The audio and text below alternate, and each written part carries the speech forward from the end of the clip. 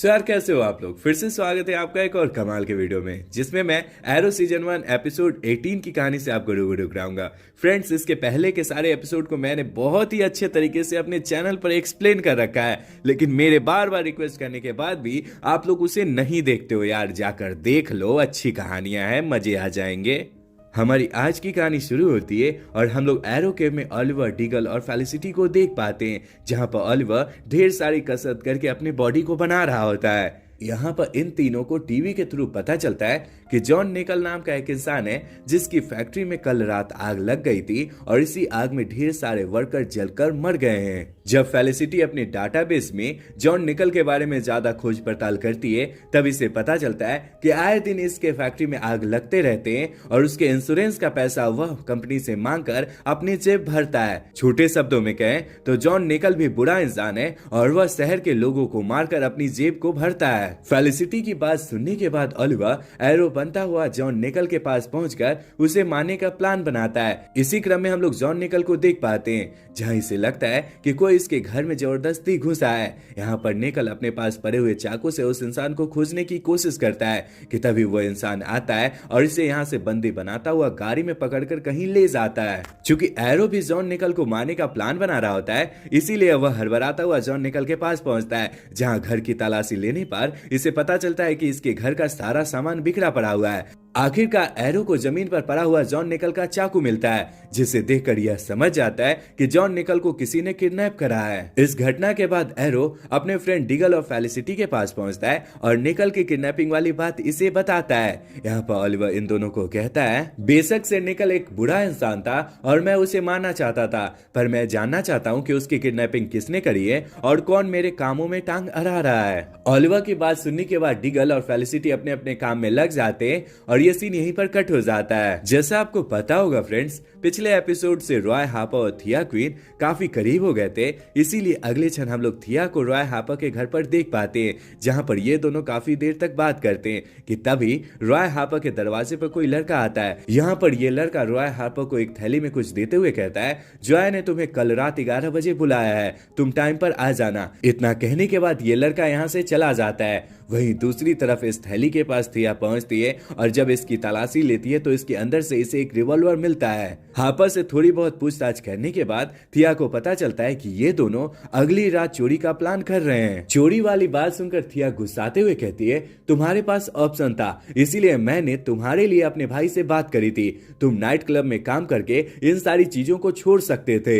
इतना कहने के बाद थिया यहाँ से अपने घर के लिए निकल पड़ती है। इसी क्रम में हम लोग लॉरेन को देख पाते हैं, जो अपने घर पर पहुंचती है, जहां इसकी मुलाकात इसके माँ और इसके पिता डिटेक्टिव क्विंटीन लैरीलैंड से होती है। यहाँ पर माँ की बातों से लॉरेन को पता चलता है कि पुराने कुछ फोटोग्राफ और उसकी चीजों को दिखाकर इसकी माँ ने डिटेक्टिव क्विंटीन लैरीलैंड को इस बात के लिए मना लिया है कि सारा अभी जिंदा है और ये दोनों मिलकर सारा को खोजने की प्लानिंग कर रहे हैं। आगे हमारी नजर ऑलिवर और डिगल पर पड़ती है, जो ग्लेड इलाके के किसी खास रेस्टोरेंट में आए हुए होते हैं और आपस में बात कर रहे होते हैं कि तभी यहाँ मौजूद सारे लोगों के मोबाइल पर एक मैसेज आता है, जिसमें किसी वेबसाइट का लिंक होता है। ऑलिवर इस मैसेज को इग्नोर कर देता है कि तभी इसके पास फेलिसिटी का कॉल आता है और वह इसे बताती है, ग्लेड्स के सारे लोगों के पास एक मैसेज के थ्रू वेबसाइट का लिंक आता है। वेबसाइट को ओपन करने के बाद एक वीडियो प्ले होने लगती है, जिसमें किसी बंदे ने जॉन निकल को किडनैप करके रखा हुआ है। यहाँ पर यह बंदा जॉन निकल को टॉर्चर करते हुए उसके सारे गंदे कामों के बारे में इससे पूछता है, जिस पर डरते हुए जॉन निकल जवाब देता है, इसने कमजोर छत या फिर खराब वायरिंग वाले कई अपार्टमेंट या फिर फैक्ट्री बनवाई थी,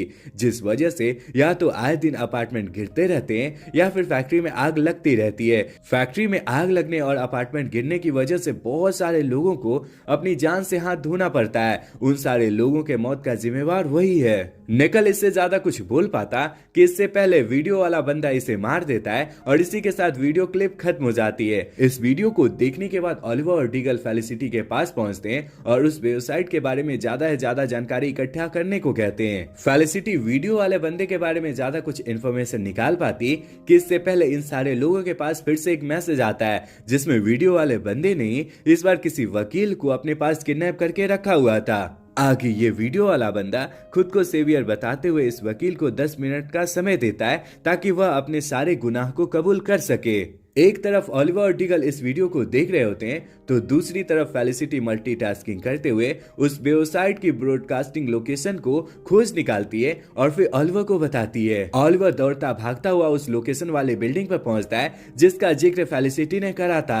इस बिल्डिंग को पूरी तरह से जांच पड़ताल करने के बाद ऑलिवर को पता चलता है इस बिल्डिंग में तो कोई है ही नहीं। बिल्डिंग में किसी के न होने वाली बात ऑलिवर फेलिसिटी को बताता है। इस बात को जानकर फेलिसिटी एकदम से चौंक जाती है, जिसके बाद फेलिसिटी को ऐसा लगने लगता है कि उसने कोई गलती करी होगी। आगे फेलिसिटी थोड़ी बहुत जांच पड़ताल करने के बाद इसे बताती है कि उस बंदे ने एक वीपीएन लगा रखा है जिस वजह से वह इस कारगर हो गया है कि वह अपनी लोकेशन को बार बार बदल सके। फेलिसिटी ढेर सारी मेहनत करके वीडियो वाले बंदे की एग्जैक्ट और करेक्ट लोकेशन निकालने की कोशिश करती है, पर इसी क्रम में 10 मिनट पूरा हो जाता है और ये वीडियो वाला बंदा वकील को मार डालता है। वीडियो वाले बंदे यानी द सेवियर की एग्जैक्ट लोकेशन न निकालने की वजह से फेलिसिटी वकील के मौत का जिम्मेवार खुद को मानने लगती है और इसीलिए वह निराश रहने लगती है। इसी क्रम में ऑलिवर इसके पास आता है और इसे काफी देर तक समझाता बुझाता है। चूंकि लॉरेन और सारा की मां को ऐसा लग रहा होता है कि सारा अभी जिंदा है, वहीं दूसरी तरफ ऑलिवर और सारा की शिप साउथ चाइना सी में डूबी थी,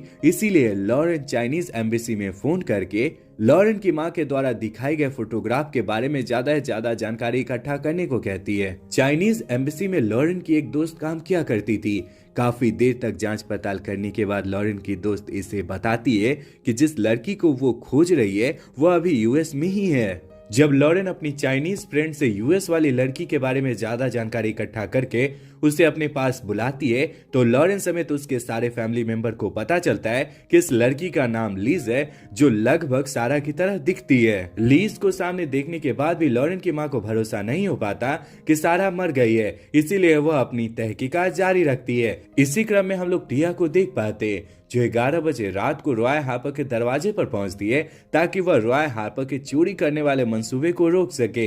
यहाँ पर टिया रॉय हार्पर से बात कर रही होती है कि तभी पीछे से कुछ गुंडे आते हैं जो इंजेक्शन लगाकर रॉय हार्पर को बेहोश कर देते हैं। यहाँ पर टिया इन सारे गुंडों से लड़ने की भी कोशिश करती है, पर ये गुंडे टिया पर हमला करके जबरदस्ती रॉय हार्पर को अपने साथ लेकर चले जाते हैं। अगले क्षण हम लोग रॉय हार्पर को किडनैपर की कैद में देख पाते हैं। यहाँ पर सेवियर नाम का ये किडनैपर रॉय हार्पर को सबके सामने 10 मिनट के अंदर अपने गुनाह को कबूल करने को कहता है और इसकी ब्रॉडकास्टिंग पूरे शहर में कर देता है। अगले क्षण हम लोग ऑलिवर और टॉमी को नाइट क्लब में देख पाते हैं जहाँ भी रॉय हार्पर की किडनैपिंग वाली वीडियो चल रही होती है कि तभी यहाँ पर टिया आती है और रोते रोते सबके सामने कहती है रॉय हार्पर मेरा दोस्त था, हम दोनों आपस में बात कर रहे थे कि तभी कोई बंदा आता है और इसे किडनैप करके अपने साथ लेकर चला जाता है। अपनी बहन को इस कदर रोते बिलखते देख ऑलिवर को अपनी बहन पे दया आ जाती है और वह इसे यहीं पर बैठने को कहता हुआ नीचे फेलिसिटी और डिगल के पास पहुंचता है और रॉय हार्पर और उस किडनैपर के बारे में ज्यादा से ज्यादा जानकारी इकट्ठा करने को कहता है। क्लिप वाले बैकग्राउंड नॉइज को ध्यान से सुनने के बाद फेलिसिटी समेत डिगल को पता चलता है कि यह बंदा जिस जगह पर है उसके नीचे या फिर उसके आसपास में सबवे स्टेशन है जहां पर काफी ट्रेनें आती जाती हैं। सबवे वाला क्लू मिलने के बाद फेलिसिटी अपनी जांच पड़ताल तेज कर देती है और आखिरकार किडनैपर की एग्जैक्ट लोकेशन निकाल लेती है, जिसके बाद ऑलिवर एरो बनता हुआ उस जगह के लिए निकल पड़ता है जहां पर रॉय हार्पर होता है। काफी देर तक भागा दौड़ी करने के बाद आखिरकार ऑलिवर किडनैपर के पास पहुंच जाता है। किडनैपर रॉय हार्पर को मारने वाला होता है कि तभी पीछे से एरो आ जाता है और इस बंदे पर हमला करके इसका गन और इसका कैमरा नीचे गिरा देता है। अपने सामने एरो को देखकर ये किडनैपर कहता है मैं भी तुम्हारी तरह शहर से बुरे लोगों को मिटा रहा हूँ, मैं भी अपने शहर को एक साफ सुथरा शहर बनाना चाहता हूँ, प्लीज तुम मेरी मदद करो। जिस पर एरो कहता है तुम मेरी तरह नहीं हो। यहाँ पर ये दोनों बात कर रहे होते हैं कि इसी क्रम में हम लोग रॉय हार्पर को देख पाते हैं जो किसी तरह से अपने हाथ को छुड़ा लेता है। रॉय हार्पर को ऐसा करते देख ये किडनैपर रॉय हार्पर पर हमला करके उसे मारने की कोशिश करता है। इस किडनैपर को ऐसा करते देख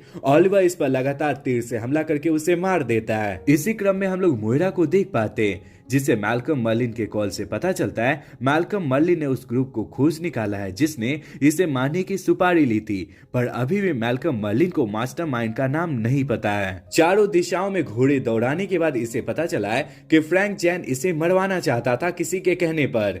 आगे मैल्कम इसे कहता है कि तुम फ्रैंक जैन को अपने पास बुलाओ। मोइरा मैल्कम के कहने पर फ्रैंक जैन को अपने पास बुलाती है और उसे बात करते हुए कहती है कि आखिरकार मैल्कम मर्लिन को यह बात पता चल गई है कि तुमने मैल्कम मर्लिन को मारने की सुपारी दी थी।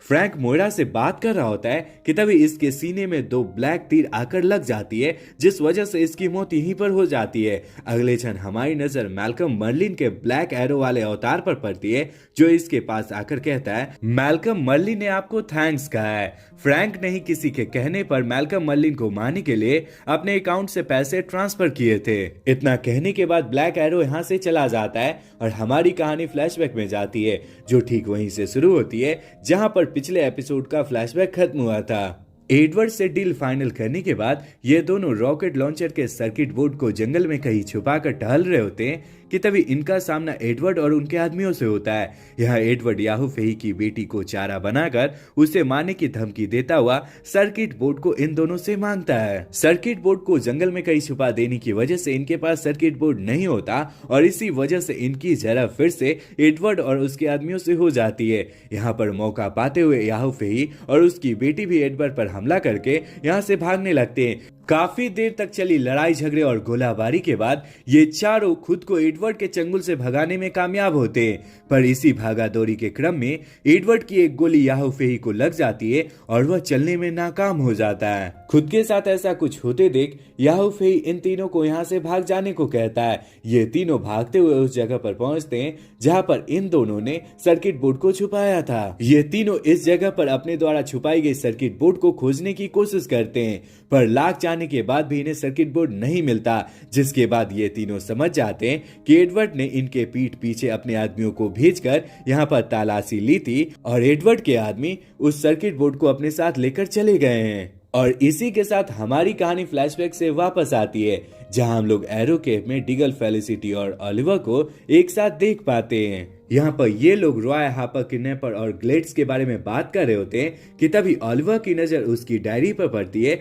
जिस पर बना निशान ग्लेड के मैप से सिमिलर था। इस सिमिलैरिटी को देखकर ये तीनों समझ जाते हैं कि ग्लेड्स में कुछ बड़ा होने वाला है और इस डायरी में जितने भी नाम लिखे हुए हैं उनका कनेक्शन कहीं न कहीं ग्लेड्स से है। कहीं न कहीं शहर के सारे बुरे लोग ग्लेड्स से संबंध रखते हैं और उन्होंने ग्लेड्स में कुछ बड़ा प्लान कर रखा है। वेल गाइस, ग्लेड्स की क्या गुत्थी है आपको आगे की कहानी के साथ अपने आप पता चल जाएगा। इसके आगे की कहानी अगले एपिसोड में दिखाई गई है। अगर आप इसके 19वें एपिसोड को देखना चाहते हो तो कमेंट में नेक्स्ट टाइप कर देना, मैं अगले दिन इसके नेक्स्ट एपिसोड को अपलोड करने की कोशिश करूंगा। सो यार, ये वीडियो यहीं तक था। पूरा वीडियो देखने के लिए ढेर सारा धन्यवाद।